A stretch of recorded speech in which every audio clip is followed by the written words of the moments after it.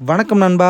இந்த வீடியோல நம்ம என்ன பார்க்க போறோம் அப்டின்னா, நம்ம விதை கரும்புகள எப்படி நம்ம வந்து நடவு செஞ்சோம் அப்படிங்கிறத தான் இந்த வீடியோல பார்க்க போறோம். நேத்து நான் அப்லோட் பண்ண வீடியோவ நீங்க பார்த்திருந்தீங்கன்னா தெரிஞ்சிருக்கும். அதில நாங்க விதை கரும்புகள்லாம் வெட்டி நாங்க ரெடி பண்ணி வச்சுட்டோம் அப்படிங்கிறத வந்து நான் தெரியப்படுத்தியிருந்தேன். ஸோ இன்னைக்கு நாங்க நடவு செஞ்சு முடிச்சுட்டோம். அந்த வீடியோவ தான் நம்ம பார்க்க போறோம். எப்படி விதை கரும்புகள்லாம் மகிழ்ச்சியோட எடுத்து அத வந்து வயலுக்கு ஸ்ப்ரெட் பண்றாங்க அப்படின்னு நீங்களே பாருங்க. இதில ஒரு சிறப்பான விஷயம் என்ன அப்படின்னா, விதைகளுக்கு நாங்க வந்து விதை நேர்த்தி பண்ணியிருக்கோம். விதை நேர்த்தினா வேற ஒண்ணுமே இல்ல. மண்ணுல நம்ம ஒரு விதைகள விதைக்கும் பொழுது பல பூச்சிகள், பாக்டீரியா எது வேணாலும் அஃபெக்ட் பண்ணி அதை வந்து வளர விடாம பண்ணலாம். ஸோ அதுக்காக நோய் எதிர்ப்பு சக்தியை நம்ம கொடுக்கறது தான் இந்த விதை நேர்த்தின்னு சொல்லுவாங்க.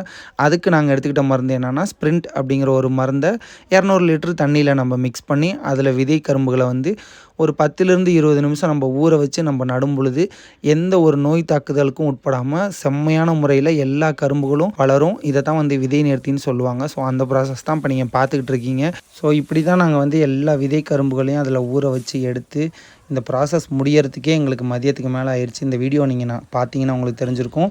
அந்த விதை கரும்புகள் வெட்டின இடத்துலலாம் பாருங்களேன், எல்லாமே ப்ளூவாக இருக்கும். அதுக்கு காரணம் என்னென்னா நல்லா அந்த மருந்துகளை வந்து நல்லா இது வந்து உறிஞ்சி வச்சுருக்கு. ஸோ இப்படி இருக்கிறப்ப நம்ம மண்ணில் விதைக்கிறப்ப எந்த பிரச்சனையும் இல்லாமல் தெளிவாக வளரும். அதுக்கப்புறம் நல்லா சாப்பிட்டுட்டு நாங்கள் கிளம்பி வந்துட்டோங்க. ஸோ அதுதான் இந்த வீடியோ. அந்த வீடியோ பிடிச்சிருந்துச்சுன்னா மறக்காமல் லைக் பண்ணுங்கள். நிறைய பேர் லைக் பண்ணாமல் பார்க்குறீங்க.